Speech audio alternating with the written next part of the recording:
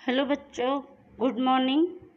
बच्चों, अभी हम लोग पाठ 9 का पहले भाग में हम लोग पढ़े ग्रहों के बारे में और ध्रुव तारा के बारे में, अक्षांश, देशांतर और अक्षांश के बारे में।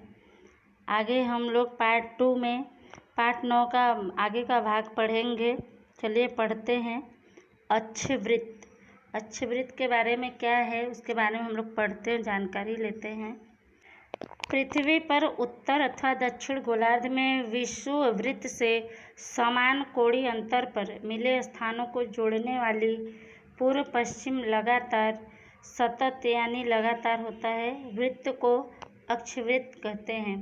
अक्षवृत्त के बारे में बता रहे हैं कि पृथ्वी पर उत्तर अथवा दक्षिण गोलार्ध में विषुववृत्त से समान यानी एक समान कोणीय अंतर पर मिले स्थानों को यानी जगहों को जोड़ने वाली पूर्व पश्चिम लगातार वृत्त को अक्षवृत्त कहते हैं।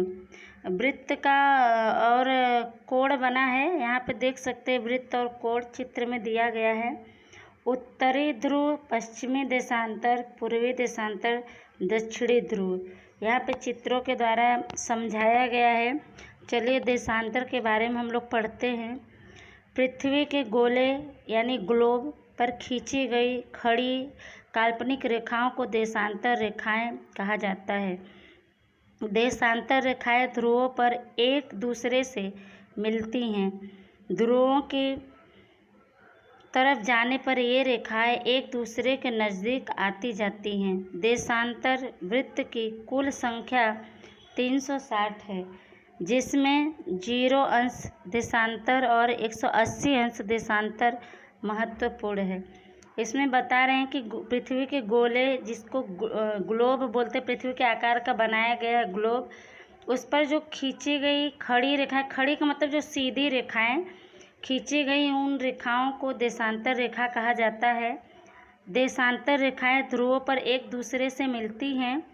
ध्रुवों की तरफ जाने पर ये रेखाएं एक दूसरे के नज़दीक आती हैं, पास में आती हैं। देशांतर वृत्त की कुल संख्या 360 है, जिसमें 0 अंश देशांतर और 180 अंश देशांतर महत्वपूर्ण है, अनिवार्य है। आगे हम लोग पढ़ते हैं। देशांतर वृत्त। पृथ्वी की धुरी से मूल देशांतर वृत्त की काल्पनिक धरातल के साथ पृथ्वी के धरातल के समान कोणात्मक अंतर पर आए हुए स्थानों को जोड़ने वाली उत्तर दक्षिण सतत रेखाओं को देशांतर वृत्त अर्धवृत्त कहते हैं। इसमें बता रहे हैं कि पृथ्वी की धुरी से मूल देशांतर वृत्त की काल्पनिक धरातल के साथ पृथ्वी के धरातल के समान कोणात्मक अंतर पर आए हुए जगहों को जोड़ने वाली उत्तर दक्षिण लगातार रेखाओं को देशांतर वृत्त या अर्धवृत्त कहते हैं। आगे हम लोग पढ़ेंगे और जानेंगे। पृथ्वी की सतह पर मध्य में एक आड़ी रेखा खींची है, उसे देखिए। यह रेखा विषुववृत्त है। विषुववृत्त पृथ्वी के 2 समान भाग करती है। विषुववृत्त के ऊपर का भाग उत्तरी गोलार्ध और दक्षिण का भाग दक्षिणी गोलार्ध है। उत्तर की तरफ की रेखाएं उत्तरी अक्षांश और दक्षिण तरफ की रेखाएं दक्षिणी अक्षांश कहलाती हैं। विषुववृत्त के उत्तर में 23.5 अंश कर्कवृत्त और विषुववृत्त के दक्षिण में 23.5 अंश दक्षिण अक्षांश रेखा को मकरवृत्त कहते हैं। इसी तरह विषुववृत्त के उत्तर में 66.5 अंश उत्तरी अक्षांश रेखा को उत्तरी ध्रुव वृत्त आर्कटिक सर्कल और विषुववृत्त के दक्षिण में 66.5 अंश दक्षिणी अक्षांश वृत्त को दक्षिणी ध्रुव वृत्त अंटार्कटिक सर्कल कहते हैं। विषुववृत्त के उत्तर में कर्कवृत्त तथा दक्षिण में मकरवृत्त तक दिखाई देती सूर्य की गति को अयन कहते हैं, इसलिए इनके बीच के वृत्तों को अयनवृत्त कहते हैं। सूर्य की इस गति को 6 माह यानी 6 महीने जितना समय लगता है। पृथ्वी 66.5 अंश के कोण पर झुकी हुई है। इससे सूर्य की किरणें कर्कवृत्त और मकरवृत्त के बीच लगभग सीधी पड़ती हैं। इसमें बता रहे हैं, चित्रों के द्वारा आप लोग चित्र देख रहे होंगे। चित्रों में समझाया गया है कि पृथ्वी की सतह पर यानी जमीन पर मध्य यानी बीच में एक आड़ी यानी पट, आड़ी का मतलब होता है पट, रेखा खींची है। चित्र में आप लोग देखिए, उसे देखिए, यह रेखा विषुववृत्त है। इसे विषुववृत्त रेखा कहते हैं। विषुववृत्त रेखा पृथ्वी के दो समान भाग की, समान मतलब एक समान भागों में विभाजित करती है। विषुववृत्त के ऊपर का भाग उत्तरी गोलार्ध और दक्षिण का भाग दक्षिणी गोलार्ध है। इस तरफ उत्तरी की तरफ की रेखाएं उत्तरी अक्षांश और दक्षिण की रेखाएं दक्षिण अक्षांश कहलाती हैं। विषुववृत्त के उत्तर में 23.5 अंश कर्कवृत्त और विषुववृत्त के दक्षिण में 23.5 अंश दक्षिण अक्षांश रेखा को मकरवृत्त कहते हैं। इस तरह विषुववृत्त के उत्तर में 66.5 अंश उत्तरी अक्षांश रेखा को उत्तरी ध्रुववृत्त और आर्कटिक सर्कल और विषुववृत्त के दक्षिण में 66.5 अंश दक्षिणी अक्षांश वृत्त को दक्षिणी ध्रुववृत्त अंटार्कटिक सर्कल कहते हैं। विषुववृत्त के उत्तर में कर्कवृत्त तथा दक्षिण में मकरवृत्त दिखाई देती है, जो सूर्य की गति को अयन कहते हैं, इसलिए इनके बीच के वृत्तों को अयन वृत्त कहते हैं। सूर्य की इस गति को 6 महीने जितना समय लगता है। पृथ्वी 6.5 अंश के कोण पर झुकी हुई है। इससे सूर्य की किरणें कर्कवृत्त और मकरवृत्त के बीच लगभग सीधी पड़ती है। आगे हम लोग पढ़ते हैं।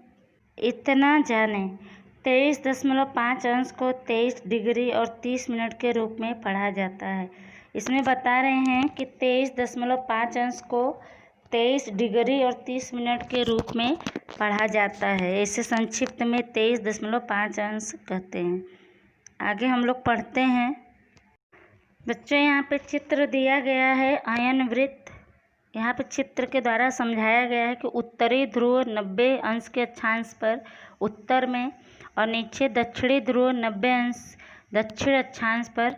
यहाँ पे बता रहे हैं कि 66.5 अंश उत्तरी अक्षांश उत्तरी ध्रुव, 23.5 अंश उत्तरी अक्षांश कर्कवृत्त। विषुववृत्त रेखा जो है पृथ्वी को 2 भागों में समान रूप में विभाजित किया है। ये रेखा विषुववृत्त रेखा कहलाती है। फिर 23.5 अंश दक्षिण अक्षांश मकरवृत्त, 66.5 अंश दक्षिण अक्षांश पर पृथ्वी अपनी धुरी पर झुकी हुई है और सूर्य का किरण जो है समान सीधे दोनों भागों पर पड़ता है। आगे हम लोग पढ़ते हैं जीपीएस। जीपीएस का पूरा नाम है ग्लोबल पोजिशनिंग सिस्टम। इसके बारे में हम लोग पढ़ते हैं।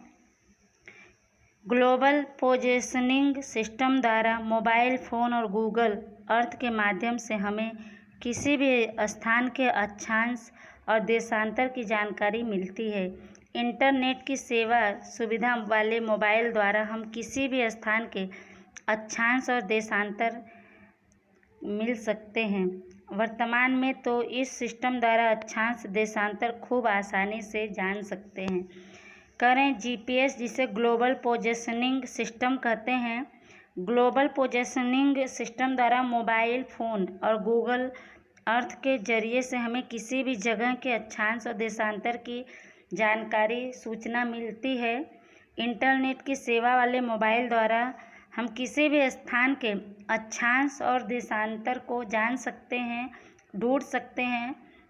वर्तमान यानी अभी के समय में तो इस सिस्टम द्वारा अक्षांश देशांतर बहुत ही आसानी से सरलता से जाना जा सकता है। आगे अब हम लोग पढ़ते हैं मुख्य देशांतर वृत्त। इसमें पहला है ग्रीनविच मेन टाइम जीएमटी यानी रेखा।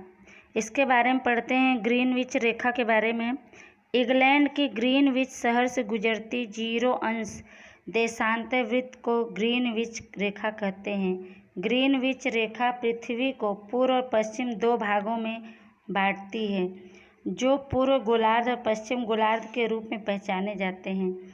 ग्रीनविच रेखा के 180 अंश पूर्व में पूर्वी देशांतर और 180 अंश से पश्चिम का पश्चिमी देशांतर माना जाता है।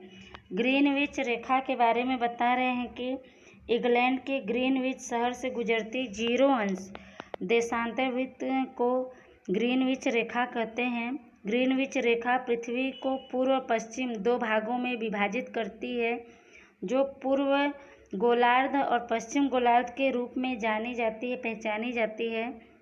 ग्रीनविच रेखा के 180 अंश पूर्व में पूर्वी देशांतर और 180 अंश से पश्चिम का पश्चिमी देशांतर माना जाता है। आगे पढ़ते हैं। दूसरा है अंतर्राष्ट्रीय तिथि रेखा, इंटरनेशनल डेट लाइन। इसके बारे में हम लोग पढ़ते हैं। 180 अंश देशांतर वृत्त को अंतर्राष्ट्रीय तिथि रेखा कहते हैं। ये देशांतर रेखा मात्र एक ही है। इस रेखा को पार करते ही तारीख और वार यानी दिवस बदल जाते हैं। यह पैसिफिक प्रशांत महासागर से गुजरती है। कई स्थान ठीक 180 अंश पर नहीं हैं, यह टेढ़ी मेढ़ी है। इसका मुख्य कारण यह है कि यदि उसे सीधा खींचा जाए तो एक ही देश के कुछ टापुओं पर एक ही दिन में 2 वार और 2 तारीख साथ हो जाती है। कुछ स्थानों पर एक टापू पर दूसरी तरफ जाने पर तारीख बदल जाती है और समय तथा तारीख का पपला यानी गलती हो जाता है। इसके निवारण हेतु इस रेखा के मार्ग में आने वाली जमीन को छोड़कर उससे समुद्र की तरफ मोड़ा गया है, इसलिए यह टेढ़ी मेढ़ी है। चित्र आप देख रहे होंगे, यहाँ पे अंतर्राष्ट्रीय तिथि रेखा खींचा गया है। तो कहने बीच में टापू आने के कारण ये रेखा प्रशांत महासागर गुजरती है। तो इसके कारण से कई स्थान पर 180 अंश का रेखा जो है टेढ़ी मेढ़ी खींची गई है। तो इसमें बता रहे हैं कि 180 अंश देशांतर वृत्त को अंतर्राष्ट्रीय तिथि रेखा कहते हैं। यह देशांतर रेखा मात्र एक ही है, जो चित्र में आपको दिखाया गया डॉट डॉट करके खींचा गया है ऊपर नीचे करके। इस रेखा को पार करते ही तारीख और वार यानी दिवस दिन बदल जाते हैं। ये पैसिफिक प्रशांत महासागर से होकर गुजरती है। कई स्थान पर ठीक 180 अंश पर नहीं है, यह टेढ़ी मेढ़ी है। इसका मुख्य कारण यह है कि यदि उसे सीधा खींचा जाए तो एक ही देश के कुछ टापुओं पर एक ही दिन में 2 वार और 2 तारीख साथ हो जाती हैं। कुछ जगहों पर एक टापू पर दूसरी तरफ जाने पर तारीख बदल जाती है और समय तथा तारीख का पपला हो जाता है यानी घपला हो जाता है। इसके निवारण के लिए हल के लिए इस रेखा के मार्ग में आने वाले जमीन को छोड़कर उसे समुद्र की तरफ मोड़ा गया है, इसलिए यह टेढ़ी मेढ़ी है। आगे हम लोग पढ़ते हैं कटिबंध। कटिबंध का मतलब होता है जोन, इंग्लिश में जोन बोलते हैं। पास की आकृति से पता चलता है कि पृथ्वी के तापमान यानी गर्मी, ताप, प्रकाश, गर्मी और ठंडी के आधार पर उसे विभिन्न यानी अलग अलग भागों में बांटा जाता है, जिन्हें कटिबंध कहते हैं। अधिक तथा कम गर्मी और प्रकाश प्राप्त करने वाले क्षेत्रों को निम्नानुसार 3 भागों में बांटा गया है। यहाँ पे चित्र में आप लोग को दिखाया गया है, कटिबंध का एक चित्र दिया गया है। तो यहाँ पे कह रहे हैं कि तापमान यानी गर्मी, प्रकाश, गर्मी और ठंडी के आधार पर इसे अलग अलग भागों में बांटा गया है, जिन्हें कटिबंध कहते हैं। ये अधिक गर्मी, कम गर्मी और कम प्रकाश प्राप्त करने वाले क्षेत्रों को 3 भागों में बांट दिया गया है। 3 भाग कौन कौन से हैं यहाँ पे नीचे दिया गया है, देखिए। उष्ण कटिबंध, समशीतोष्ण कटिबंध, शीत कटिबंध। यहाँ पे 3 भागों में विभाजित है। उष्ण कटिबंध का मतलब होता है अतिशय गर्मी यानी बहुत अत्यधिक गर्मी। समशीतोष्ण कटिबंध यानी समान गर्मी ठंडी। जैसे एक समान जितना गर्मी हो उतना ही ठंडी भी। शीत कटिबंध यानी अतिशय ठंडी यानी बहुत अत्यधिक ठंडी। आगे हम लोग पढ़ेंगे, इसके विषय में जानेंगे। पृथ्वी की गति के प्रकार। पृथ्वी की गति के कितने प्रकार हैं उसके बारे में हम लोग पढ़ते हैं और जानते हैं। सभी ग्रहों की तरह पृथ्वी के घूमने की 2 प्रकार की गति है।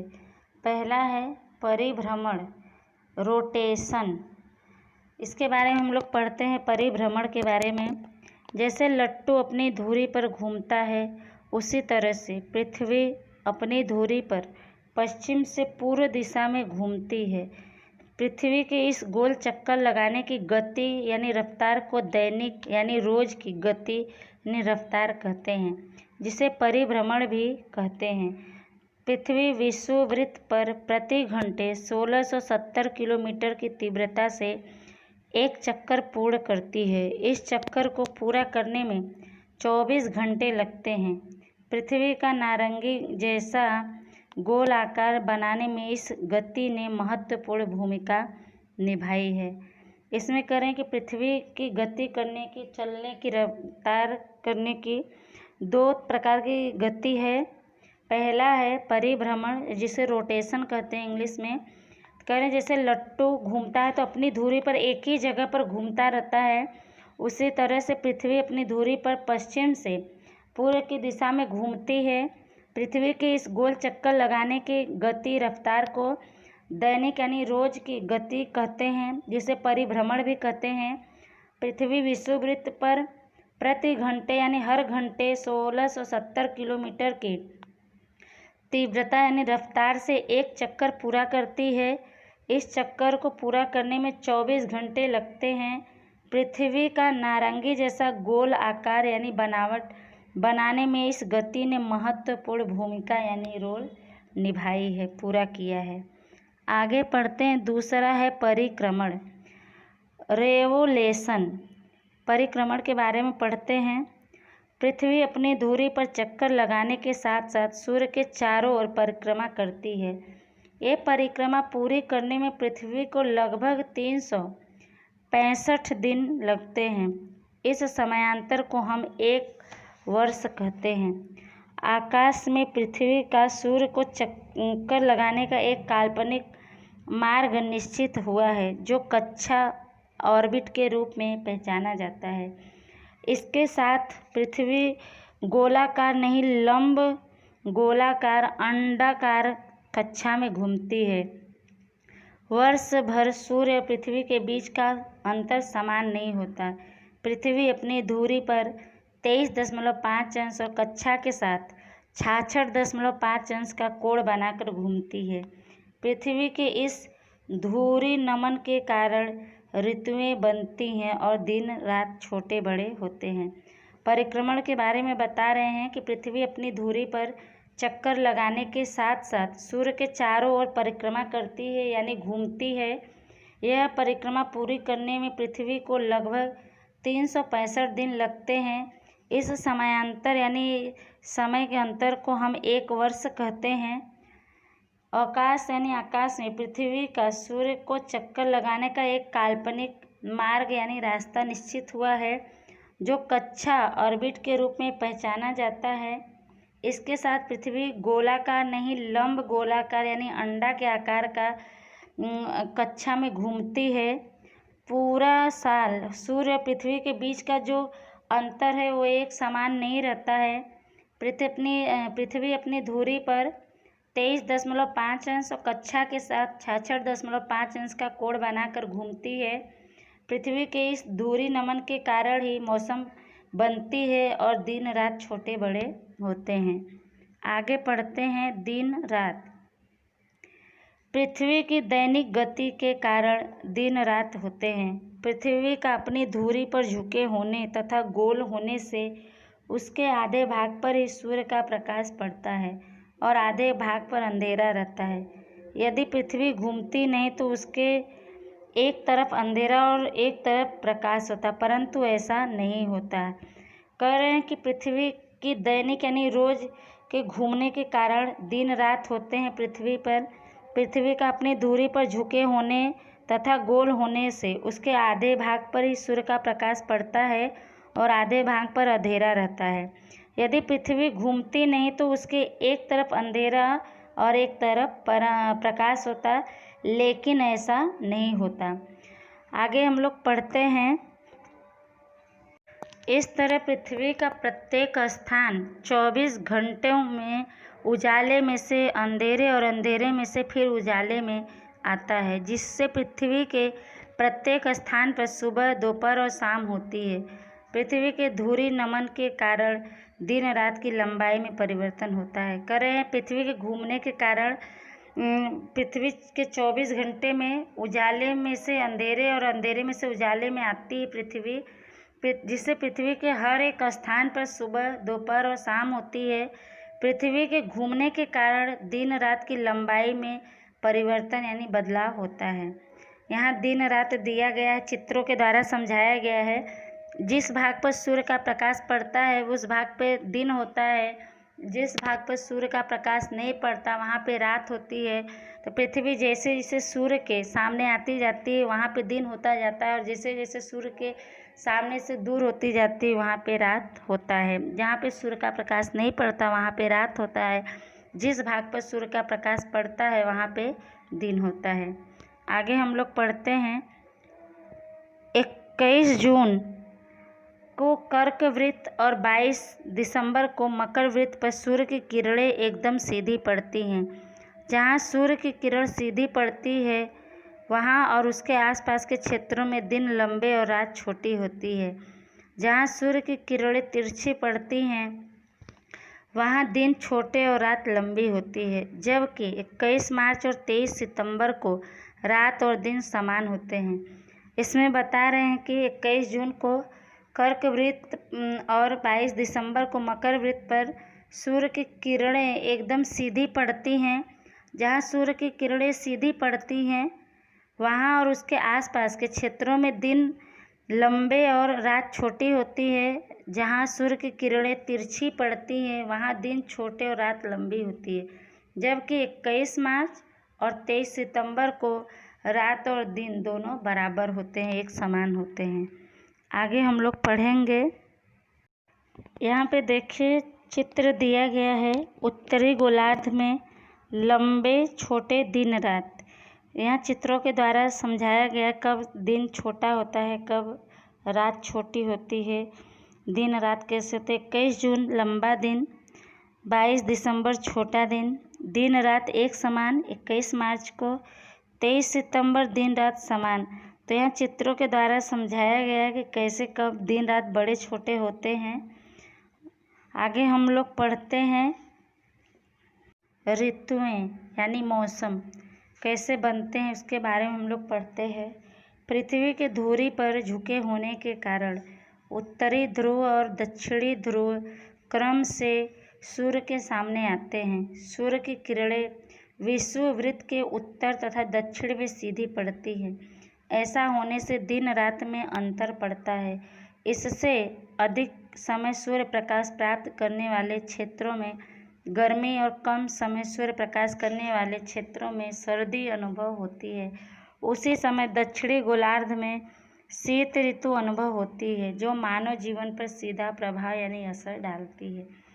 इसमें बता रहे हैं कि पृथ्वी की धुरी पर झुके होने के कारण उत्तरी ध्रुव दक्षिणी ध्रुव क्रम से यानी लाइन से सूर्य के सामने आते हैं बारी के बारी। सूर्य की किरणें विषुववृत्त के उत्तर और दक्षिण में सीधी पड़ती हैं। ऐसा होने से दिन रात में अंतर दिखाई पड़ता है। इससे अधिक समय सूर्य प्रकाश प्राप्त करने वाले क्षेत्रों में गर्मी कारण जो क्षेत्र पे अधिक सूर्य का प्रकाश रहता है अधिक समय तक वहाँ गर्मी, और जिस क्षेत्र में कम समय तक सूर्य का प्रकाश रहता है वहाँ पे ठंडी यानी सर्दी का एहसास होता है। उसी समय दक्षिण गोलार्ध में शीत ऋतु महसूस किया जाता है, जो मानव जीवन पर सीधा असर डालती है। आगे पढ़ते हैं उत्तरायण, जिसे मकर संक्रांति के नाम से भी हम लोग जानते हैं। पढ़ते हैं इसके बारे में। 22 दिसंबर को सूर्य की सीधी किरणें उत्तर की तरफ अर्थात विषुववृत्त की तरफ पड़ना शुरू होती है। इस तरह उत्तरायण 22 दिसंबर को होता है। 14 जनवरी को सूर्य मकर राशि में प्रवेश करता है, इसलिए यह मकर संक्रांति कहलाता है। कह रहे हैं कि 22 दिसंबर को सूर्य की किरणें जो हैं सीधी उत्तर की तरफ अर्थात विषुववृत्त की तरफ पड़ना शुरू होती है। इस तरह उत्तरायण 22 दिसंबर को होता है। 14 जनवरी को सूर्य मकर राशि में दाखिल होते हैं, इसलिए यह मकर संक्रांति कहलाता है। आगे हम लोग पढ़ते हैं दक्षिणायन। दक्षिणायन क्या है, इसके बारे में हम लोग पढ़ेंगे। 22 जून से सूर्य की किरणें कर्कवृत्त से खिसक कर दक्षिण की ओर विषुववृत्त की ओर पड़ना शुरू होती है, जिसे दक्षिणायन कहते हैं। दक्षिणायन के बारे में बता रहे हैं कि 22 जून से सूर्य की किरणें जो हैं कर्कवृत्त से खिसक कर यानी हट कर दक्षिण की ओर विषुववृत्त की ओर पड़ना शुरू होती हैं, तब उसे दक्षिणायन कहते हैं। आगे है विषुव। विषुव के बारे में हम लोग पढ़ते हैं। सूर्य का क्रांतिवृत्त और विषुववृत्त वर्ष में एक दूसरे को 2 बार काटती हैं। इस प्रतिच्छेदन बिंदु को विषुव दिवस कहा जाता है। विषुव के दरमियान सूर्य के उत्तरी तरफ जाने से उत्तरी गोलार्ध में 22 मार्च से दिन की लंबाई बढ़ती है और रात छोटी होती जाती है। उत्तरी गोलार्ध में 21 जून वर्ष का सबसे लंबा दिन और रात छोटी होती है। सूर्य के दक्षिण की तरफ जाने से दक्षिण गोलार्ध में 24 सितंबर से दिन की लंबाई बढ़ती और रात छोटी होती जाती है। दक्षिण गोलार्ध में 22 दिसंबर वर्ष का सबसे लंबा दिन और सबसे छोटी रात होती है। वर्ष दरमियान 21 मार्च और 23 सितंबर को सूर्य की किरणें विषुववृत्त पर सीधी पड़ने से रात और दिन समान होते हैं, जो विषुव दिन के रूप में पहचाने जाते हैं। विषुव के बारे में बता रहे हैं कि सूर्य का क्रांतिवृत्त और विषुववृत्त वर्ष यानी साल में एक दूसरे को काटती हैं। इस प्रतिच्छेदन बिंदु को यानी एक दूसरे को जो काट कर छेद कर निकलती हैं, इन बिंदु को विषुव दिवस कहा जाता है। विषुव के दरमियान सूर्य के उत्तरी तरफ जाने से उत्तरी गोलार्ध में 22 मार्च से दिन की लंबाई बढ़ती है और रात छोटी होती जाती है। उत्तरी गोलार्ध में 21 जून साल का सबसे लंबा दिन और रात छोटी होती है।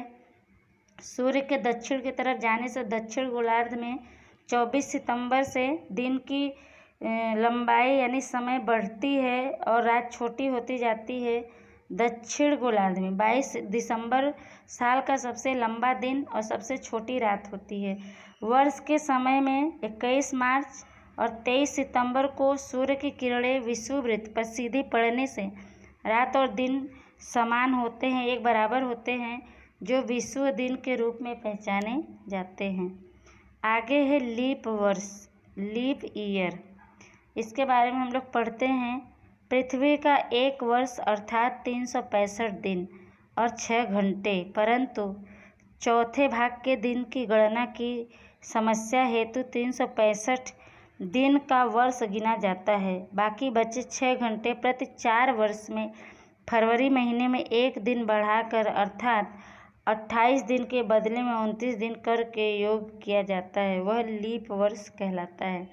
करें पृथ्वी का एक साल अर्थात 365 दिन और 6 घंटे होता है, लेकिन चौथे भाग के दिन की गणना की समस्या के लिए 365 दिन का वर्ष गिना जाता है, साल माना जाता है। बाकी जो 6 घंटे बचते हैं प्रति 4 वर्ष में हर 4 साल बाद फरवरी महीने में एक दिन बढ़ाकर अर्थात 28 दिन के बदले 29 दिन करके गिना जाता है, गणना किया जाता है, और वही साल लीप वर्ष कहलाता है।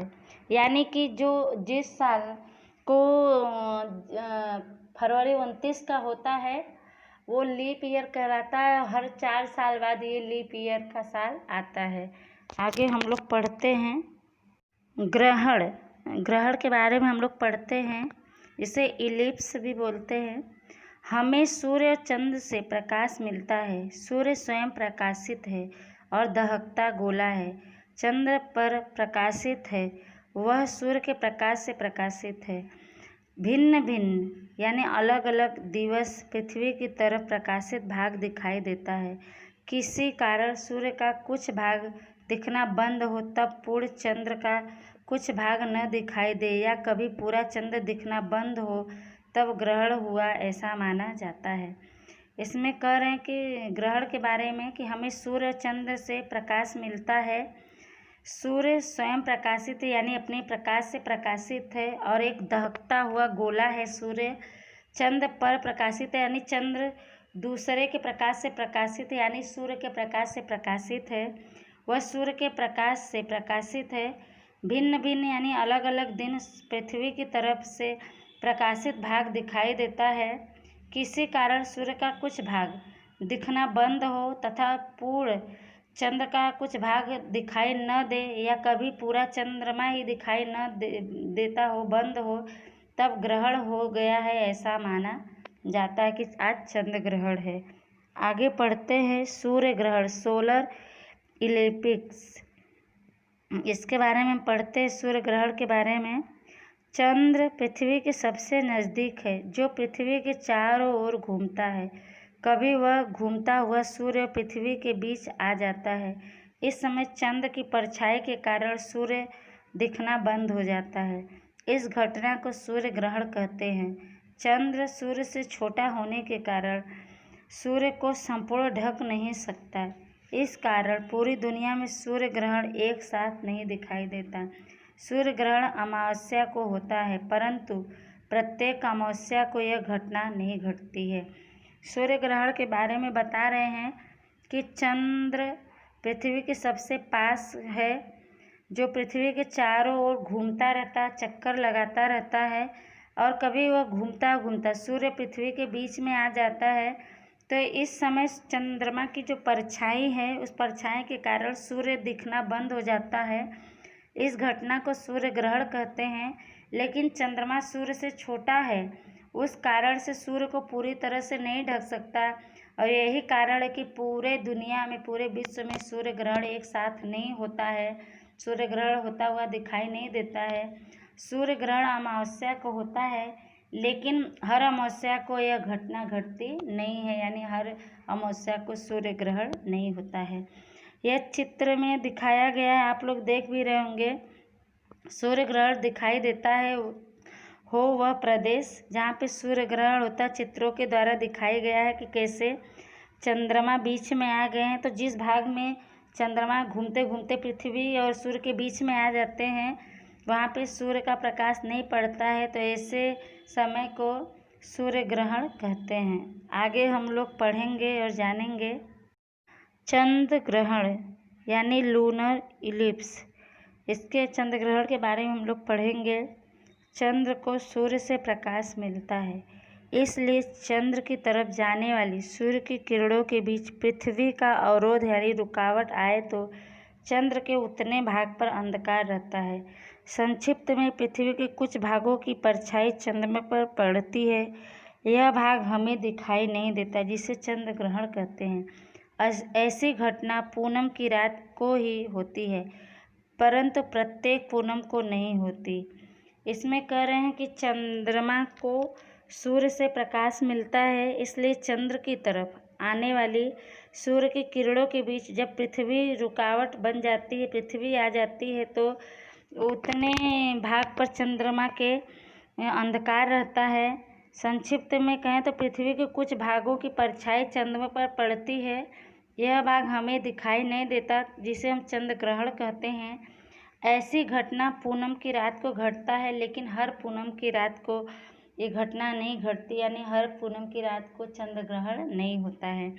और यहाँ पे चित्र के द्वारा दिखाई गया है चंद्र ग्रहण दिखाई देता हो ऐसा प्रदेश जहाँ पे चंद्र ग्रहण होता है, तो वहाँ पे जब पृथ्वी की परछाई चंद्रमा पे आ जाती है और वहाँ पे सूर्य का प्रकाश नहीं पहुँचता है, तब ऐसे पूनम की रात को चंद्र ग्रहण के रूप में माना जाता है। बच्चों, यह पाठ आपका समाप्त हुआ। फर्स्ट सेमेस्टर का ये लास्ट चैप्टर था। ये वीडियो को आप लोग ध्यान से सुनिएगा और लेसन जो भी दिया गया है या दिया जाता है उसको आप लोग को पूरा करके रखना है। जब भी स्कूल खुला तो आपका लेसन चेक होगा और इसको आप लोग ध्यान से सुनिएगा और रिवीजन भी करिएगा। जब ये आपका चैप्टर पूरा हो जाएगा आप लोग वीडियो को अच्छे से सुन लीजिएगा।